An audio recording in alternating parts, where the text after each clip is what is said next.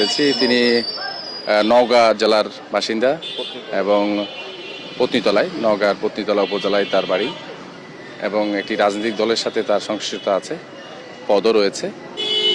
পারিবারিক কলহ বা পারিবারিক বিভিন্ন বিষয় নিয়ে কিছুদিন ধরেই তিনি হতাশাগ্রস্ত ছিলেন। হতাশা থেকে এই ধরনের ঘটনা ঘটেছে বলে আমরা প্রাথমিকভাবে ধারণা করছি। এখন মরদেহটি আমরা ঢাকা মেডিকেলে নিয়ে যাচ্ছি, সেখানে পোস্টমর্টেম হবে। পোস্টমর্টেমের রিপোর্টটি অত্যন্ত গুরুত্বপূর্ণ এই মামলার সুরাহার ক্ষেত্রে। তো সেটি হলে পরে আমরা পরবর্তীতে আরও আপনাদেরকে অবহিত করতে পারব। আমরা এখন পর্যন্ত জানতে পেরেছি ধানমন্ডি থানা এনসিপির যুগ্ম আহ্বায়ক হিসেবে পদে আছে।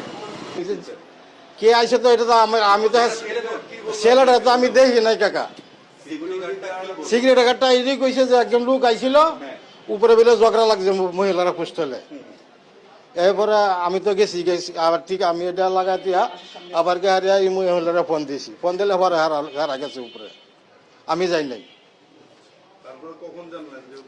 উপরে আবার আমার আর এই যে প্রশাসনের লোক আইলে এরপরে আমি গেছি, এর আগে আমি যাই নাই।